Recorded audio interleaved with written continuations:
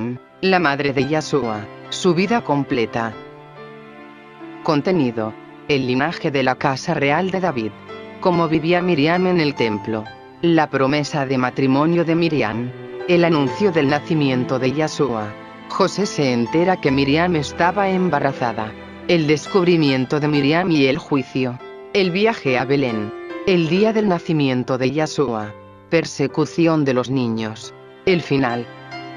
El nombre de María en hebreo es Miriam. Miriam cumplió un papel muy importante para que viniera nuestro Padre en carne. Miriam tuvo la bendición de ser escogida dentro de todas las mujeres, de ser bendita entre todas las mujeres, para poder cargar la semilla prometida a Abraham, que es Yahshua, y que para que se den las condiciones para su nacimiento. Un evento sobrenatural entre el cielo, donde Yahweh logra insertarse en una semilla dentro de Miriam. Miriam pertenecía al linaje de David, en ella se daban las condiciones idóneas para que se cumpliesen todas las profecías desde Adán hasta el nacimiento de Yahshua. El linaje de la casa real de David. José y Miriam venían de la descendencia del rey David, cumpliéndose las condiciones para el nacimiento del Mesías. Joaquín es el abuelo de Yahshua. Joaquín contrajo matrimonio con su prima lejana Ana de Belén, y juntos se mudaron a Nazaret con todo el personal de la casa de ellos. Hablamos de sus rebaños, sus pastores de sus rebaños. Joaquín y Ana eran personas muy espirituales, quienes daban grandes cantidades de sus ingresos al templo, a la gente pobre, a la gente necesitada. Eran muy dadivosos. Ellos una vez al año, cuando cerraban el año, cerraban las ganancias de su empresa, y daban el 33% a la gente necesitada. Por esta razón eran personas muy amadas y queridas. Ellos vestían las mejores ropas, ropa fina, ropa muy hermosa, de lo mejor. Joaquín y Ana se amaban mucho, pero vivieron 20 años sin poder tener hijos. Al no poder tener hijos, para ellos era una gran carga para una familia que era sumamente devota en aquellos días a Yahweh. Además, era para ellos una gran decepción de ser una familia del linaje de la casa real de David que no podían tener hijos. Se sentían afligidos porque un ángel les había prometido que tendrían un bebé, pero todavía no tenían un hijo. Cada día de fiesta el pueblo hebreo, que seguía lo que eran las costumbres de ir al templo en Jerusalén con amigos y vecinos a orar y celebrar los días de las fiestas religiosas que ordenaba el calendario hebreo de las tradiciones hebreas. Cuando se acercaba la fiesta de la dedicación, Hanukkah, Joaquín y Ana fueron al templo en Jerusalén con unos amigos para rendir tributo y orar a Yahweh para que pudieran tener un hijo. En sus oraciones, ellos le prometieron a Yahweh que, si él los bendecía con un hijo, ellos dedicarían ese hijo al servicio de Yahweh. Ellos hicieron un juramento de enviar ese hijo en su infancia a servir en el templo, como era la costumbre con niños muy especiales. El sumo sacerdote del templo les dijo que no era correcto a nivel legal ofrecer esos tributos en esa ocasión, porque era la fiesta de la dedicación.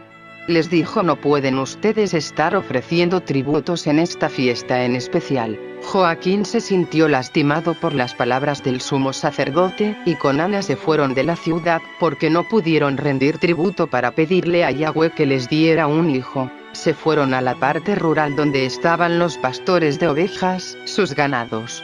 Joaquín ayunó y oró por muchos días. Luego Joaquín fue visitado por un ángel, quien se paró a un lado de él. El ángel le dijo que no tenga miedo, que sus oraciones habían sido escuchadas, y que no debía sentirse avergonzado por no tener un hijo. El ángel le dijo que a veces el Eterno no le envía a la gente hijos por largos periodos de tiempo para que ellos puedan apreciar el regalo de recibir a un niño que es especial. El ángel le recordó a Sara, a Raquel, a la madre de Sansón, y la madre de Samuel. El ángel le dijo que su esposa Ana iba a tener una hija, y que debía llamarla Miriam, que esa niña iba a ser devota al Adón en el templo desde su infancia, y será llenada con el Ruach HaKadosh, Espíritu Santo, desde su nacimiento. Ella no va a poder comer, ni beber, nada que no sea limpio, ni tampoco ella va a poder conversar con personas en la calle, sino únicamente ella, Miriam, va a poder vivir dentro del templo de Yahweh. Ella se quedará viviendo en el templo del Adón, para que ella no pueda caer en calumnia o sospecha de ningún tipo. Ella será mientras aún sea virgen, y esto nunca ha ocurrido antes, le dijo el ángel, se lo aclara. Ella traerá un hijo, el Hijo del Altísimo Yahweh a la tierra, quien será llamado Yahshua, él será el Salvador de todas las naciones. El mismo ángel luego se le apareció a Ana por otro lado, diciendo que tendrá una hija y que la llamará Miriam, y que la niña sería bendita por arriba de todas las mujeres, que la niña iba a ser llena de la gracia del Adón. Le dijo que desde sus 3 años estaría dentro del templo, y que dejaría el templo hasta que llegue a la edad de la discreción, esto es la pubertad, adolescencia, que la niña le servirá a Yahweh noche y día, en ayuno y oración, ella se abstendrá de toda cosa no limpia, y nunca estará con ningún hombre, mientras esté en el templo. Como virgen ella va a producir a un hijo, y este hijo será el Salvador del mundo, Yahshua. Tanto Joaquín como Ana dejaron el lugar donde estaban y fueron a la puerta dorada de Jerusalén. Ellos no sabían que el otro había tenido un mensaje del mismo ángel. Y ellos se encontraron en la puerta dorada regocijados cada uno por el mensaje del ángel, pero ambos no saben que fueron visitados por el mismo ángel. Joaquín no sabía lo que le había pasado a Ana, y Ana no sabía lo que le había pasado a Joaquín. Tuvieron gran fe y promesa de una hija, una niña que llamarían Miriam, y que sería bendita entre todas las mujeres del mundo. Y que esto nunca había sucedido antes. Miriam era hermosa, por eso la tenían aislada dentro del templo. ¿Cómo vivía Miriam en el templo? Miriam nació en Nazaret un 25 de diciembre del año 18 a.C. Joaquín y Ana llevaron a Miriam a Jerusalén cuando ella tenía 3 años de edad. Mientras Miriam servía en el templo, Zacarías fue el sacerdote que estaba encargado de cuidarla a Miriam. Zacarías entraba a la alcoba de la niñita Miriam, y lo que él descubría era increíble. Zacarías encontraba que ya había comida y bebida allí. Comida y bebida que nadie se la había preparado, había un ángel que bajaba expresamente por órdenes del cielo, a ponerle sus alimentos todos los días a Miriam. Ella era alimentada por los ángeles. Por eso se decía que Miriam era tan bendita, que todos los días, desde los 3 años de edad hasta su edad de 13 años de edad, todos los días bajaba un ángel específicamente a darle comida a ella. La promesa de matrimonio de Miriam. Recuerden que los matrimonios de antes eran a muy temprana edad, se casaban las jóvenes a los 13, 14, 15 años de edad. Mientras Miriam estaba en el templo, ya era bien conocido que ella era altamente favorecida por Yahweh. Abiatar el sacerdote, él sentía que su hijo sería el elegido para casarse con Miriam, ya había competencia dentro del templo entre los sacerdotes de que sus hijos fueran los escogidos para casarse con Miriam, cuando ella llegara a su edad de discreción, adolescencia. Miriam se rehusó, le dijo a Abiatar, que ella había jurado ser virgen, que había hecho un juramento de virginidad y que no se casaría. Cuando Miriam tenía 14 años de edad, el sumo sacerdote emitió una orden pública, en la que todas las vírgenes en el templo, cuando llegaran a la edad de la discreción, deberían regresar a su casa. Ahora que ya estaban crecidas tenían que buscar casarse como era ya la costumbre. Todas las demás vírgenes obedecieron los mandamientos del sumo sacerdote. Pero Miriam contestó y dijo: yo no puedo cumplir la orden del sumo sacerdote, ni sus mandamientos. Diciendo que tanto ella, como sus padres, habían prometido al Adón, que ella le serviría en el templo, y de que ella permanecería virgen. El sumo sacerdote estaba muy perturbado. Porque él como sumo sacerdote no podía romper el voto que Miriam había hecho a Yahweh. En sus escrituras, donde estaba una ley que decía: haz un voto y ora. Él no podía romper ese juramento. El sumo sacerdote decidió que cuando llegara a la siguiente fiesta, toda la gente principal, tanto de Jerusalén como de las ciudades aledañas cercanas a Jerusalén, debieran reunirse para aconsejarse unos a otros colectivamente de cómo debían proceder en esta situación tan difícil que había presentado Miriam en el templo. Cuando todos los líderes se reunieron, unánimemente se pusieron de acuerdo de pedirle un consejo al Adón Yahweh sobre este asunto. Mientras ellos estaban orando, el sumo sacerdote entró al Santo de los Santos, a consultar con Yahweh, y se escuchó una voz del templo que fue escuchado por todos los presentes en el templo. La voz dijo que la profecía de Isaías acerca de un nacimiento de una virgen debería ser consultada. Isaías había dicho: y saldrá una vara del tronco de Isaí, y un vástago retoñará de sus raíces. Y reposará sobre el espíritu de Yahweh. Ver Isaías 11:1. El sumo sacerdote mandó una proclamación a todos los hombres de la casa de David, que estaban en edad matrimonial, tenían que traer sus varas, troncos. Recuerde que la casa de David o la descendencia de David era una casa real. Todos los que estaban en edad para contraer matrimonio tenían que traer sus varas, era un cetro de autoridad de la familia, que daba liderazgo para ir a un altar. El sumo sacerdote dijo: de todos los varones que se presentaran en el templo con su vara, tronco, de la vara del varón que crezca una flor sobre su vara y bajara el espíritu de Yahweh en la forma de una paloma.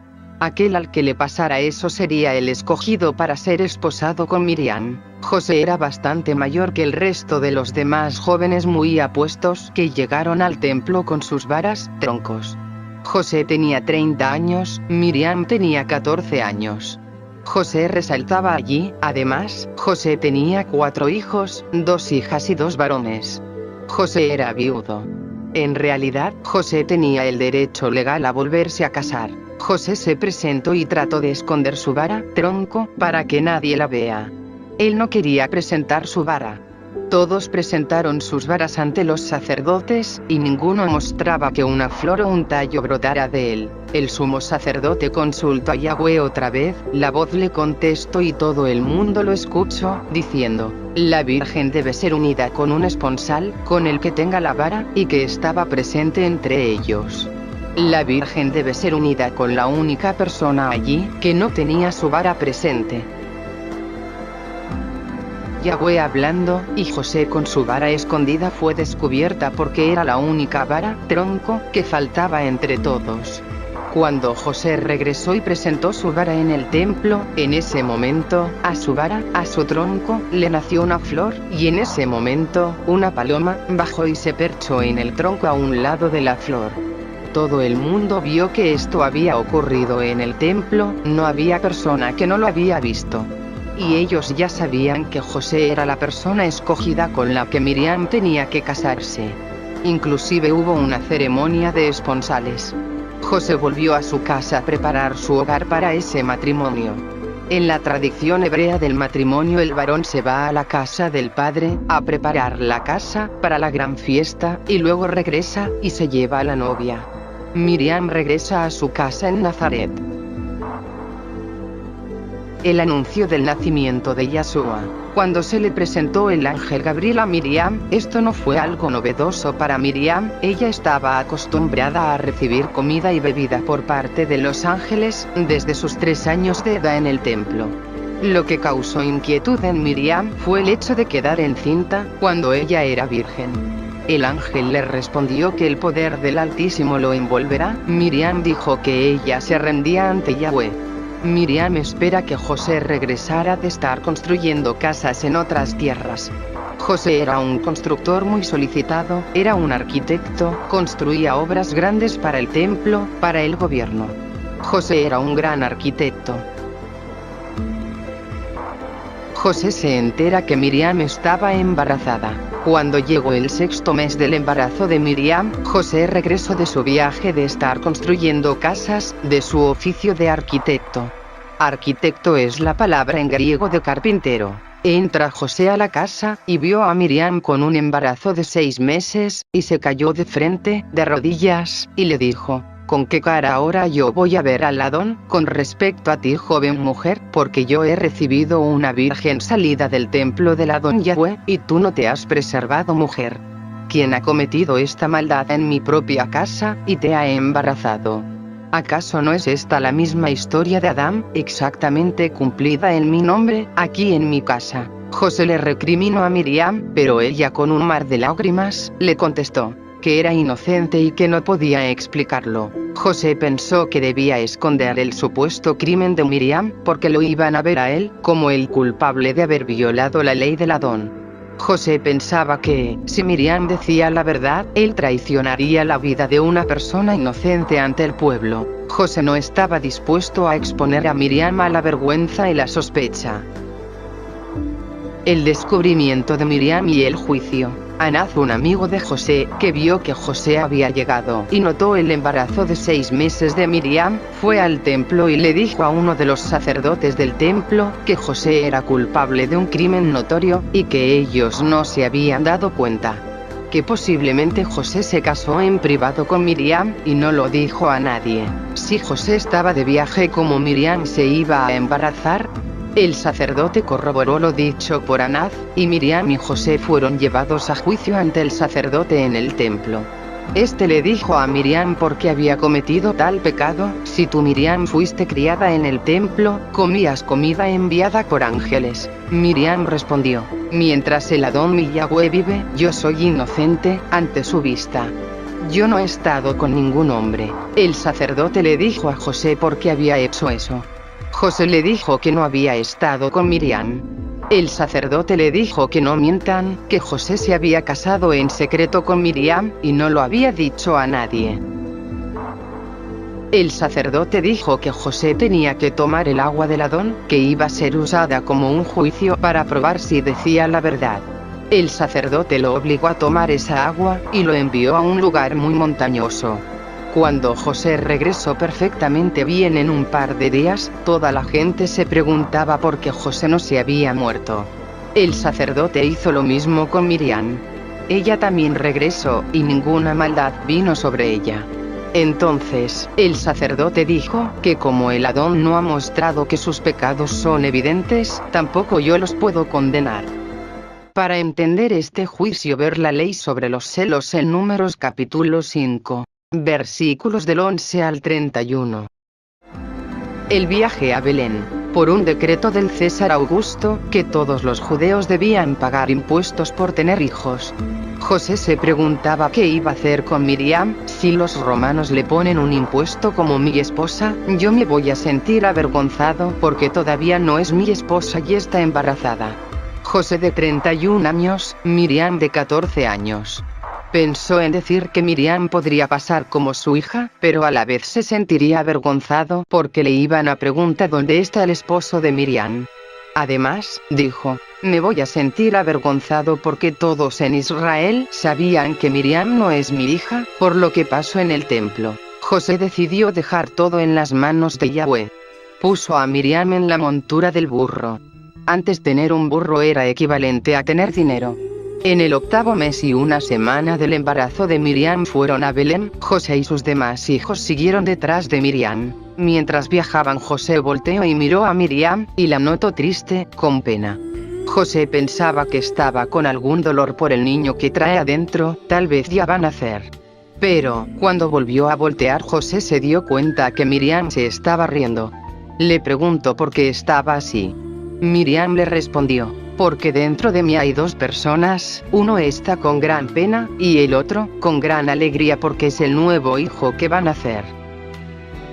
Cuando faltaba poco para llegar a Belén, Miriam le dijo a José que le bajara del burro, porque el niño que está dentro de mí, ya está listo a nacer. José le dijo: ¿a dónde te llevo aquí en medio del desierto? José la baja del burro y encuentra una cueva cercana, y lleva a Miriam allí. José deja a Miriam y a sus hijos en la cueva y va a buscar rápidamente una partera hebrea en el poblado de Belén. José dice que cuando iba a Belén miró el aire en las nubes, y notó que las aves se habían detenido en medio del aire.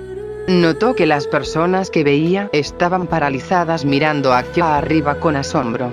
Los campos estaban quietos. Una mujer que bajaba de las montañas le preguntó a dónde iba. José le dijo que buscaba a una partera. La mujer le dijo dónde está la mujer que iba a dar a luz. Esa mujer se llamaba Salomé. José le contó la historia de cómo se comprometieron, que estaba encinta, pero que aún no se habían casado, que Miriam había concebido por obra de Yahweh y el poder de su Ruaj HaKadosh. Salomé le preguntó si es cierto todo esto. José le dijo: ven y míralo por ti misma. Salomé siguió a José hasta la cueva. Una nube brillante estaba sobre la cueva. Justo cuando la nube se hizo tan brillante para sus ojos en la cueva, ellos no podían ver porque la cueva se hizo tan brillante. Cuando la luz gradualmente disminuyó, vieron al infante Yahshua en los brazos de Miriam, mientras ella le estaba dando de lactar. Había ángeles en la cueva. Salomé estaba sorprendida. Ella tenía una mano tullida, una mano con imposibilidad de moverla. Un ángel se puso al lado de Salomé, y le dijo que Yahweh había escuchado su oración. Estira tu mano, carga al niño, y al hacerlo tu mano será restaurada. Salomé hizo esto, y una voz le dijo que no hablara de estas cosas que había visto hasta que el niño Yahshua regrese a Jerusalén. El día del nacimiento. Miriam tuvo a Yahshua cuando ella tenía 14 años de edad. Cuando una mujer tenía un hijo, se le daba 40 días para su purificación. Ese periodo de tiempo de purificación duraba 40 días, en el día 40 tenía que llevar al niño al templo para presentarlo. Miriam presentó en el templo a Yahshua el día 40 de su purificación. Ese día es especial. El día 40 fue el Yom Kippur. Esto lo dice el libro de Lucas en el capítulo 2, y Levítico capítulo 12. El Yom Kippur es el día de la expiación. Ese día se celebraba como el día del ayuno, el día de la purificación, o el día de la redención. Había un solo día en todo el año, en el que una persona podía quedarse en el templo de día y de noche. Ese día era el día del Yom Kippur. Todos los demás días, el templo se cerraba al anochecer. Yahshua fue presentado en el 10º día del 7º mes del calendario hebreo. El día 40 de la purificación de Miriam es cuando ella llevó a Yahshua al templo. Ese día era Yom Kippur. La cuarentena de Miriam había terminado. Era un mandato, una obligación de ir ese día, el día 40, a presentar el niño ante el templo. Los 39 días de la purificación de Miriam debió haber empezado el atardecer del primer día del 6º mes, llamado Elul. El 11 de septiembre del año 3 a.C. Existe una tableta cuneiforme que se encuentra ubicado en el Museo Británico en Londres conocida como la tabla de arcilla de los Reyes Magos. Es posible que esta tabla haya sido inscrita por uno de los 3 Reyes Magos. Los académicos cuneiformes han identificado la fecha de esta tableta como equivalente al 11 de septiembre del año 3 a.C. La fecha hebrea es el primer día del 6º mes llamado Elul. El primero de Elul, en el calendario solar, es el 11 de septiembre del año 3 a.C. Esa fecha del 11 de septiembre ha sido bastardizado en toda la historia. Cuando llevaron a Yahshua en el templo para presentarlo, Simeón el sacerdote distinguió a Yahshua de entre muchos niños que se presentaban en el templo ese día, porque vio a Yahshua brillando como un pilar de luz en los brazos de Miriam, y vio que Yahshua estaba custodiado por ángeles como un rey, y Simeón se acercó a Miriam, estiró sus manos hacia el bebé y dijo: Ahora sí, Señor mío, voy a morir en paz, de acuerdo a tu promesa que me has hecho, porque mis ojos han visto el vehículo de la salvación de todas las naciones, una luz para los pueblos y la gloria para Israel.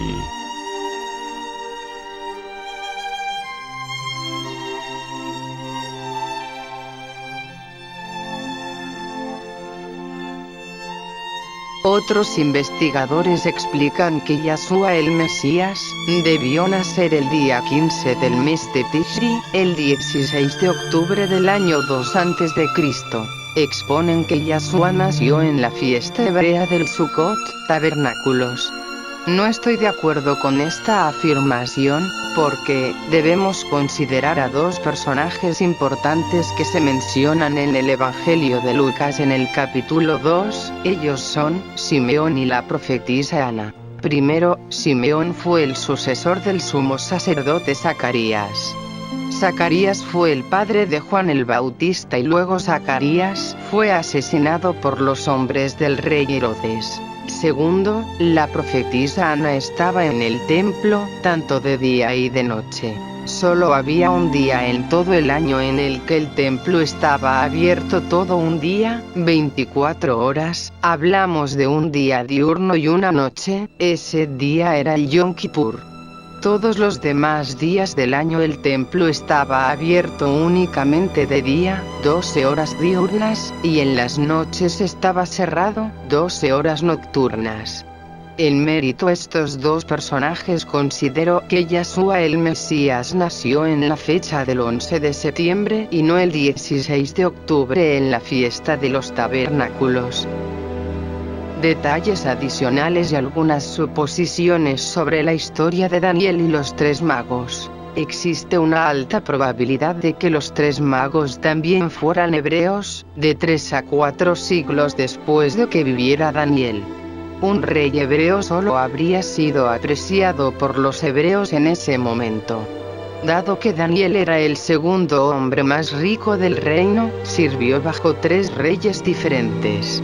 Los regalos de los reyes magos eran suyos. Los regalos de Daniel todavía estaban en los camellos que estaban custodiando. Y el mensaje que recibió José de huir del país con el Mesías. Necesitaban guardias y camellos que los escoltaran a Egipto y se quedaran con ellos durante 5 años, y luego los escoltaran de regreso al reino de Judá. La riqueza cargada en los camellos habría sido suficiente para pagar el viaje, los gastos de manutención y todos los gastos de criar al Mesías hasta la edad adulta. Además, Daniel y sus otros 3 amigos fueron convertidos en eunucos porque fueron elegidos para vivir dentro del recinto del palacio. No tenían herederos a quienes transmitir su fortuna. La riqueza de 4 personas fue entregada a la familia del Mesías: José, María, Yeshua, su hermana y 4 hermanos. Nota: en las escrituras hebreas no hay palabras que signifiquen coincidencia o casualidad. José era viudo y estaba comprometido con María, y las referencias a los hermanos de Jesús eran hijos de José de un matrimonio anterior. Persecución de los niños. Elizabeth, la madre de Juan el Bautista, se enteró de la orden de Herodes de matar a los niños, ella con Juan, y fue a las montañas, pero no encontró un lugar donde poder esconder a Juan. Elizabeth, cansada por subir la montaña, clamó a Yahweh, y la montaña se dividió, se partió una parte de la montaña para que ella pudiera seguir, y un ángel del Adón se les apareció para protegerlos. Herodes buscó al infante Juan para matarlo. Envió a sus sirvientes para que hablaran con el padre de Juan, Zacarías. Mientras Zacarías estaba ministrando en el templo, los sirvientes le preguntaron dónde había escondido a su hijo Juan. Zacarías les dijo que él no lo sabía. Los sirvientes volvieron con Herodes, y este insistió diciendo que Juan era el posible elegido que había nacido y que regresaran con Zacarías. Los sirvientes, al no obtener la respuesta que querían, terminaron por matar a Zacarías en el templo. El final. María tuvo 6 hijos con José. José murió en Palestina, cuando Yeshua tenía 15 años de edad. Hay evidencias muy fuertes y contundentes de que María, junto con María Magdalena, con Marta, María de Cleofás, que era la cuñada de María, y Lázaro, a quien Yeshua levantó de la tumba, escaparon de las masacres de las legiones romanas y la orden de expulsión de Sanedrín en el año 36 DC. Ellos huyeron a Gran Bretaña, con la ayuda de José de Arimatea. Ellos huyeron de Jerusalén en el año 36 después de Cristo, con todos los escritos y todas las pertenencias de la familia real. María murió en el año 48 después de Cristo en Inglaterra, a los 20 años después de la crucifixión de Yeshua HaMashiach. La fuente de información del presente video está en el video titulado Libros perdidos de la Biblia y textos históricos sobre Yeshua.